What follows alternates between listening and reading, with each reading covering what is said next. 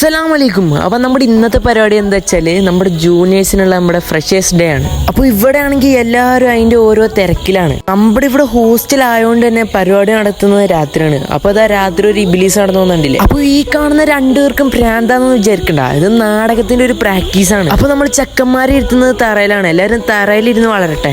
ഈ സാധനം കാണുമ്പോൾ എപ്പോഴും എടുത്ത് വായിക്കാനൊക്കെ തോന്നും. പക്ഷെ ഇതിന്റെ ഓണർ ഇച്ചിരി കലിപ്പനായോണ്ട് തന്നെ നമ്മൾ ഇതിന്നൊന്ന് തൊട്ട് നോക്കിയതല്ല, വെറും ചെയ്തിട്ടില്ല. അങ്ങനെ നമ്മൾ വരാന്തയിൽ കൂടെ നടന്നപ്പോൾ നല്ല മണം. എന്താണെന്നറിയാൻ വേണ്ടി ഞാൻ അങ്ങോട്ടേക്ക് ചെന്ന് നോക്കി.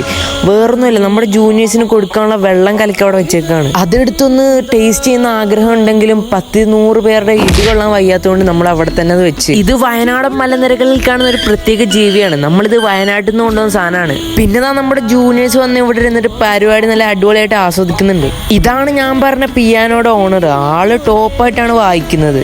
പിന്നെയുള്ള നെക്സ്റ്റ് പ്രോഗ്രാം എന്ന് പറഞ്ഞാൽ പാട്ട് കച്ചേരിയാണ്. അത് കഴിഞ്ഞ് പിന്നെ നമ്മുടെ നാടകം തുടങ്ങി. ഈ കളിക്കുന്നത് സ്റ്റേജിലൊന്നുമല്ല, സ്റ്റേജിൽ നിന്ന് ഇറങ്ങി അങ്ങ് കളിക്കാണ്, റിയാലിറ്റി ആണ്. പിന്നെ എനിക്കാണെങ്കിൽ ഈ നാടകത്തിൽ ഒരു റോൾ ഉണ്ടായിരുന്നു, ഒരു പ്രാന്തൻ വ്ളോഗറായിട്ട്. എന്തായാലും റിയൽ ലൈഫിലും നാടകത്തിലൊക്കെ ഒരുപോലെ അഭിനയിക്കാൻ പറ്റിയതിൽ എനിക്ക് വളരെയധികം സന്തോഷമുണ്ട്. അപ്പോൾ എല്ലാവരും ഒന്ന് പ്രോത്സാഹിപ്പിക്കും. പിന്നെ നമുക്ക് നാടകത്തിൽ അഭിനയിക്കുന്ന ജോർജ് സാർ 144 പിന്നെ കാണാം. പിന്നെ നമ്മൾ നടത്തിയത് ഒപ്പനയാണ്.